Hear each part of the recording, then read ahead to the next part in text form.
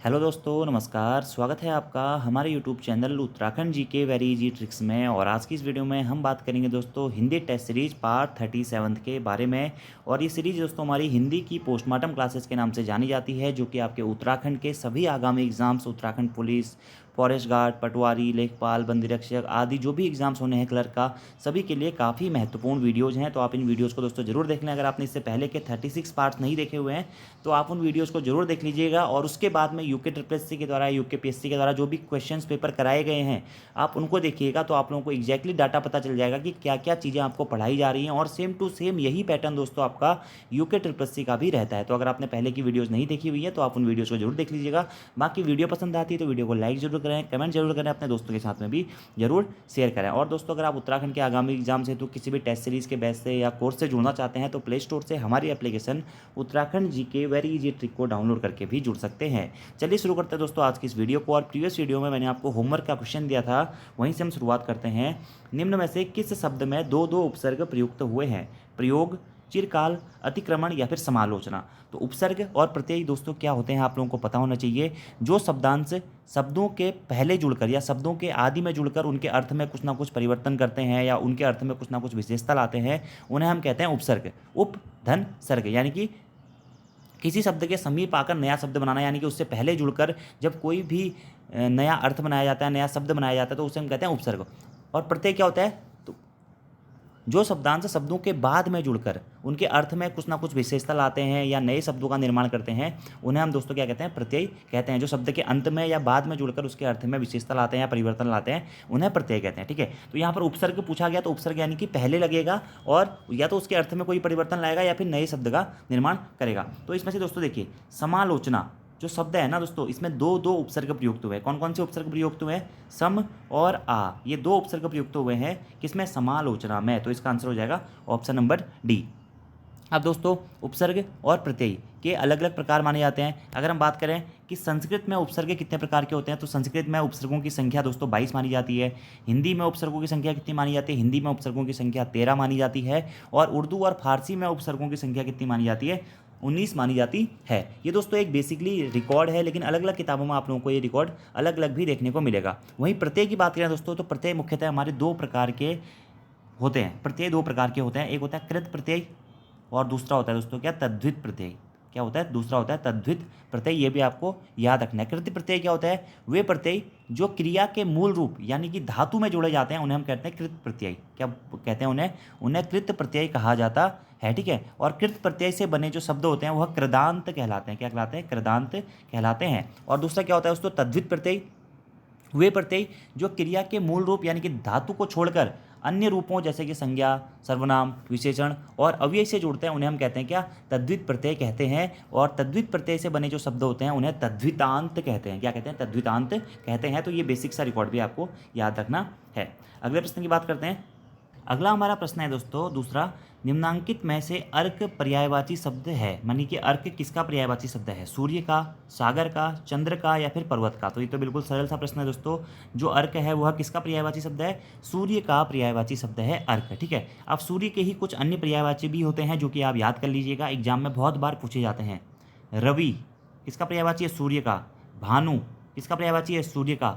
अर्क सूर्य का पर्यायवाची है। भास्कर, दिवाकर, दिनकर, इसी के साथ में पतंग, आदित्य, सविता, हंस, अंशुमाली, मार्तंड और तरणी, ये सभी क्या हैं? सूर्य के पर्यायवाची हैं। याद रखना आपको दोस्तों, रवि, भानु, भास्कर, अर्क, तरणी, दिनकर, दिवाकर, पतंग, आदित्य, सविता, हंस, अंशुमाली तथा मार्तंड, ये सभी क्या हैं दोस्तों?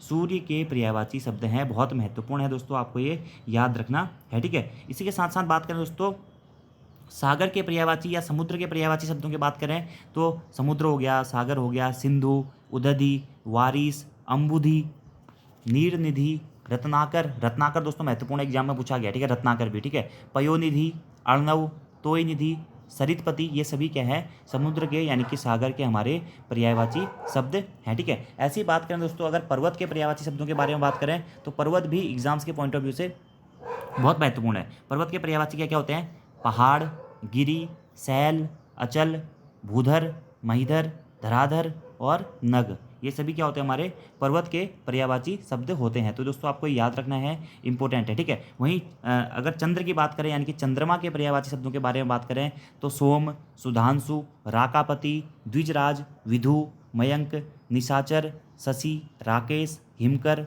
कालाधर, इंदु, मृदगांक और विधु, मयंक, ये सभी हमारे क्या होते हैं, चंद्रमा यानी कि चंद्र के पर्यायवाची शब्द होते हैं। तो ये चार के चारों के जितने भी पर्यायवाची हैं आप लोग याद रख लीजिएगा, आपके एग्जाम्स के पॉइंट ऑफ व्यू से बहुत ज़्यादा महत्वपूर्ण है। दोस्तों, यह विचार मेरे मन में अचानक आया, इस वाक्य में क्रिया विशेषण शब्द कौन सा है? मेरे मन में, विचार, अचानक या फिर उपयुक्त में से कोई नहीं। देखिए दोस्तों, आप लोगों ने पढ़ा होगा रूप या प्रयोग के आधार पर, रूप, प्रयोग या फिर विकार के आधार पर हमारे शब्द कितने प्रकार के होते हैं? दो प्रकार के होते हैं। कौन कौन से होते हैं? एक होता है विकारी शब्द और दूसरा होता है अविकारी शब्द। विकारी शब्द क्या होते हैं? वे शब्द जिनमें लिंग, वचन, काल और कारक के आधार पर परिवर्तन आते हैं, वो हमारे होते हैं विकारी शब्द। विकारी शब्द में क्या क्या आते हैं? संज्ञा, सर्वनाम, क्रिया और विशेषण। संज्ञा, सर्वनाम, क्रिया और विशेषण आते हैं। वहीं दोस्तों होते हैं, दूसरे होते हैं हमारे अविकारी शब्द। वे शब्द जिनमें लिंग, वचन, काल, कारक के आधार पर कोई भी परिवर्तन नहीं होता है, उनके मूल रूप में कोई भी परिवर्तन नहीं होता है, वह हमारे दोस्तों क्या होते हैं? अविकारी शब्द होते हैं, ठीक है। अब अविकारी शब्दों के बारे में बात करें तो अविकारी शब्द मुख्यतः कितने प्रकार के होते हैं? चार प्रकार के होते हैं, ठीक है। एक होता है क्रिया विशेषण अव्ययी, दूसरा होता है, और अविकारी शब्दों को ही दोस्तों अव्ययी भी बोलते हैं, ठीक है। क्या बोलते हैं? अव्ययी भी बोलते हैं, ठीक है। एक होता है क्रिया विशेषण अव्ययी, दूसरा होता है संबंध बोधक अव्ययी, तीसरा होता है समुच्चय बोधक अव्ययी, चौथा होता है विस्मयादि बोधक अव्ययी और कहीं कहीं आपको पांचवा भी देखने को मिलेगा दोस्तों, निपात, ठीक है।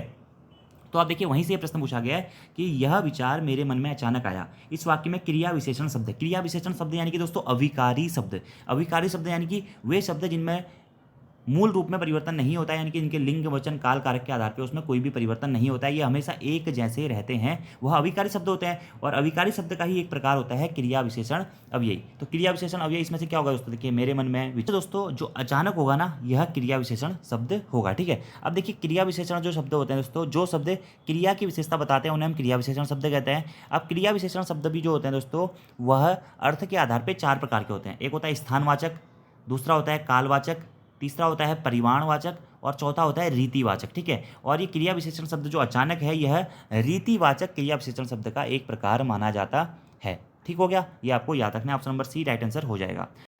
अगला हमारा चौथा प्रश्न है दोस्तों, किस विकल्प में विलोम युग्म है? घटना, घटाना, पर्याप्त, पर्यायी, निर्मल, निर्मूल और सापेक्ष और निरपेक्ष। तो कौन सा विलोम युग्म है पूछा गया दोस्तों?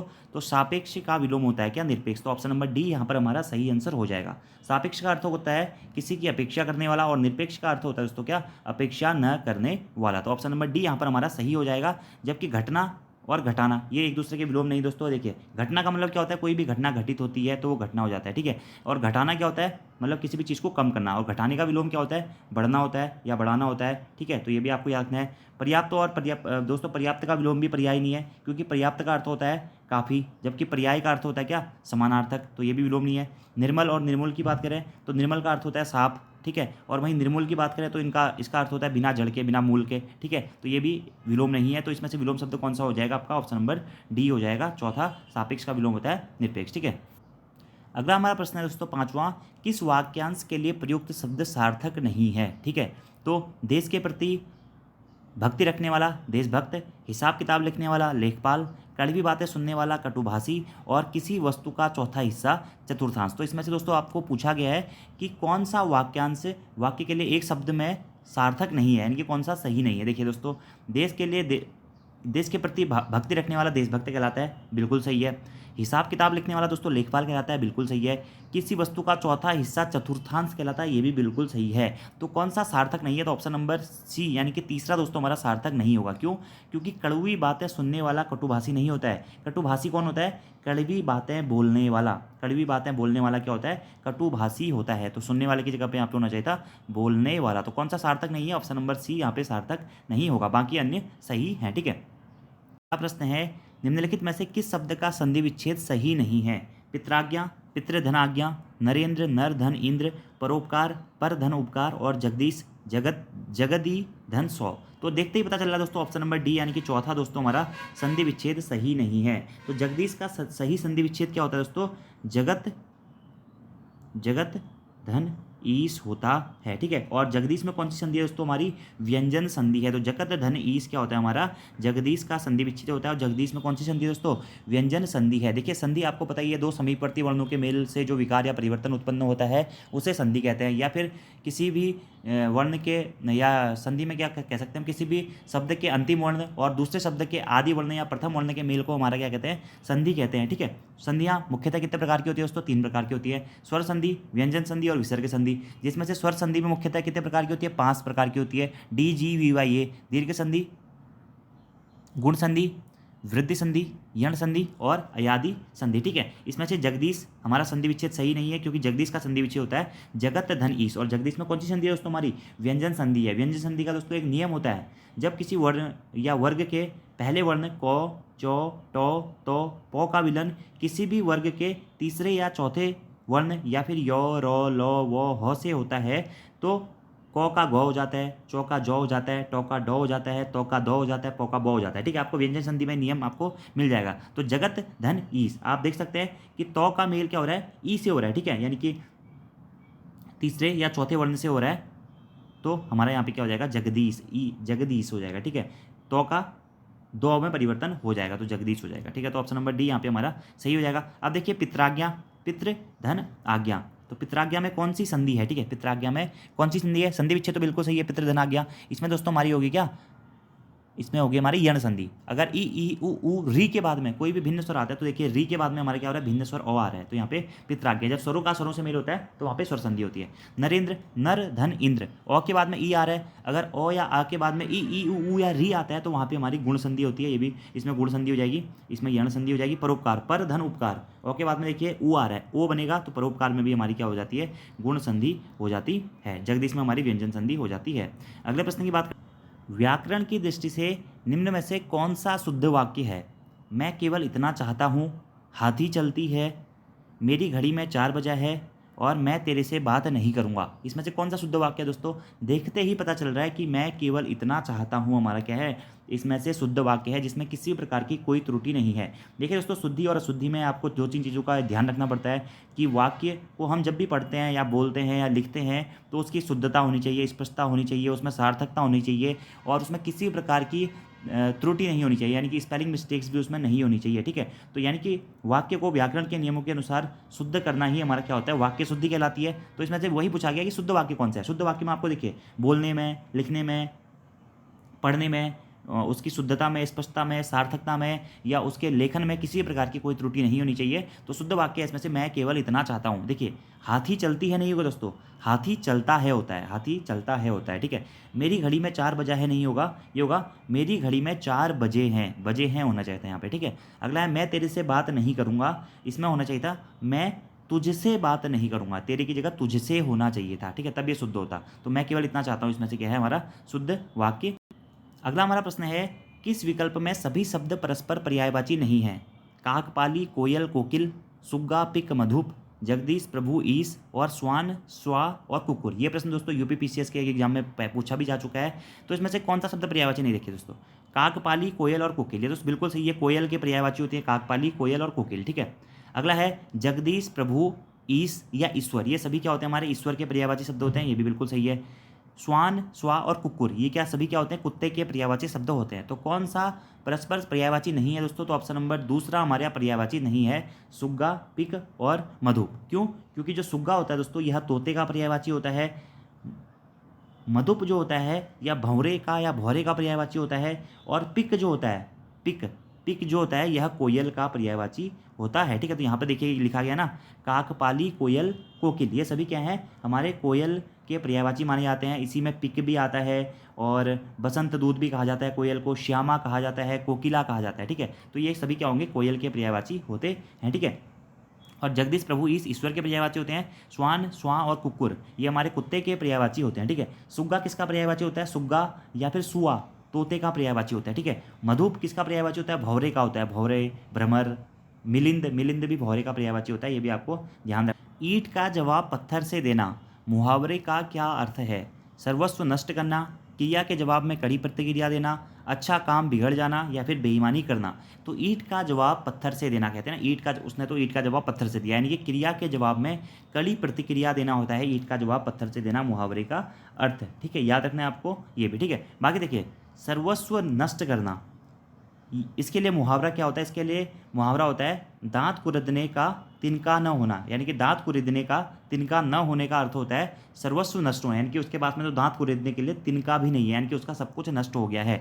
अच्छा काम बिगड़ जाना के लिए एक मुहावरा क्या होता है, बना बनाया खेल बिगड़ जाना, यानी कि अच्छा खासा काम क्या होता है बिगड़ गया, यानी कि बना बनाया खेल बिगड़ जाना, ये इस मुहावरे का अर्थ होता है अच्छा काम बिगड़ जाना। ठीक है, अगला होता है बेईमानी करना के लिए मुहावरा क्या होगा, ईमान बेचना, ईमान बेचना यानी कि बेईमानी करना। ठीक है, बाकी मुहावरे और लोकोक्ति में क्या अंतर होता है दोस्तों, ये इससे पहली वीडियो में मैं आपको पूरा बता चुका हूँ। मुहावरा क्या होता है, मुख्यतः एक वाक्यांश होता है, और लोकोक्ति क्या होता है, हमारा पूरा वाक्य होता है। अब दोस्तों यहाँ से मैं आपसे एक प्रश्न पूछ रहा हूँ, कमेंट बॉक्स में आपको बताना है कि मुहावरा कौन सी भाषा का शब्द है और लोकोक्ति कौन सी भाषा का शब्द है। प्रीवियस वीडियो मैंने आपको डिटेल से इन दोनों के बारे में बताया हुआ था, आंसर आपको कमेंट बॉक्स में देना है।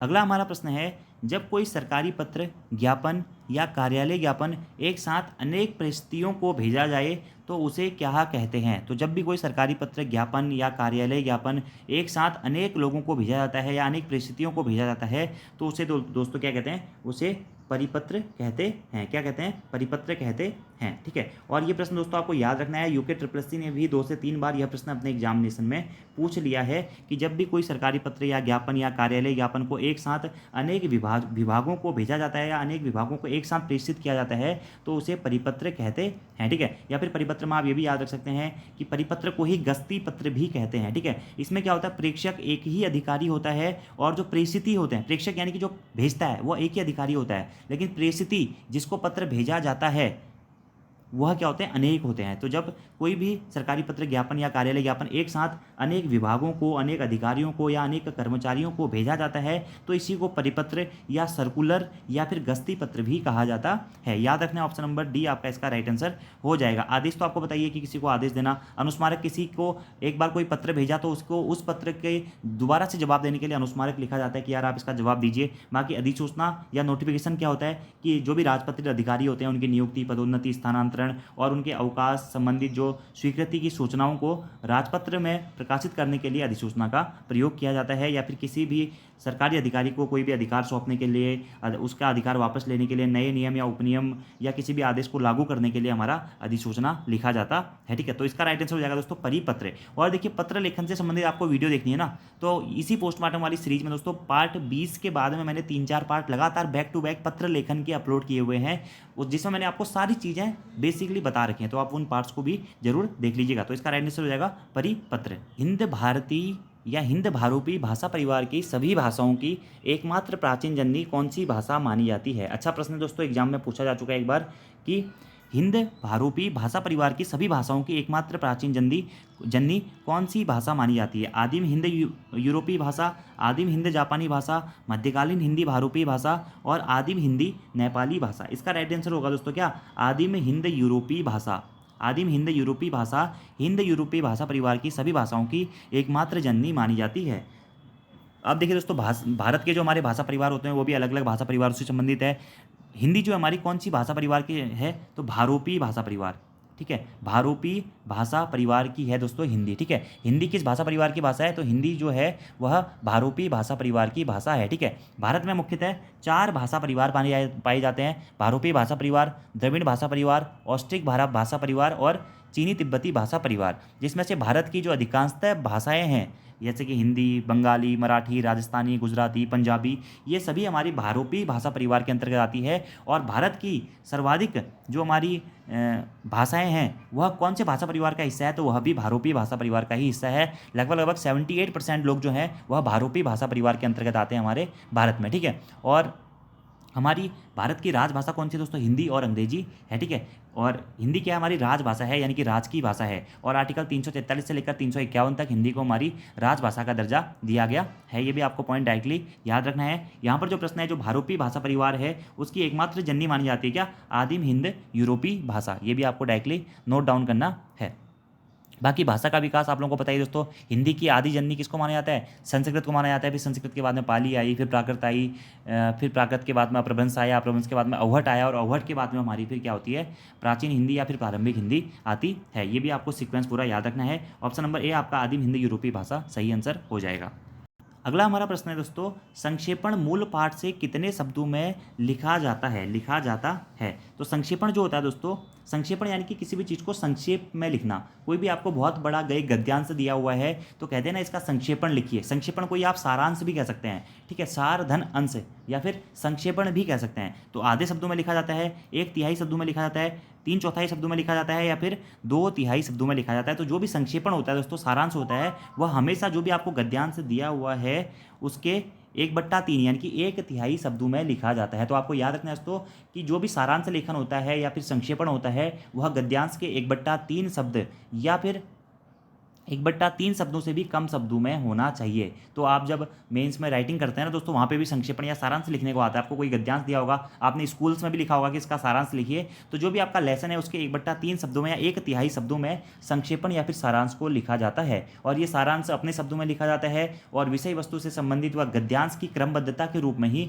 यह सारांश या फिर संक्षेपण लिखा जाना चाहिए, ठीक है। और संक्षेपण या सारांश में लोकोक्ति या मुहावरे का प्रयोग भी नहीं करना चाहिए। अब यही दोस्तों एक प्रश्न आपसे पूछा जाता है कि पल्लवन, अगर आपसे प्रश्न पूछ लिया जाए कि पल्लवन या भाव विस्तार गद्यांश के कितने शब्दों में लिखा जाता है, तो पल्लवन जो होता है दोस्तों वह 3 गुना शब्दों में लिखा जाता है। पल्लवन यानी कि विस्तार करना, जो भी चीज़ आपको दी गई है, गद्यांश दिया गया उसका विस्तार करना, ठीक है। पल्लवन को या व्याख्या भी कह सकते हो, उसकी व्याख्या करना। तो 3 से 4 या 3 गुने से ज़्यादा में हमारा पल्लवन या विस्तार लिखा जाता है, याद रखना है। तो राइट आंसर हो जाएगा ऑप्शन नंबर बी, एक तिहाई शब्दों में या 1/3 शब्दों में संक्षेपण मूल पाठ के कितने शब्दों में होना चाहिए? एक तिहाई शब्दों में।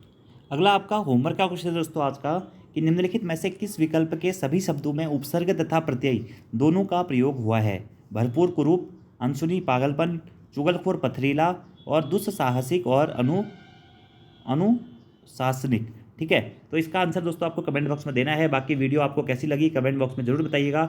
इस वीडियो सीरीज़ को कंटिन्यू किया जाए या नहीं किया जाए ये भी आप लोग जरूर बताइएगा। तो आज की वीडियो पे इतना ही दोस्तों। Thank you, thanks for watching video, see you next time, धन्यवाद।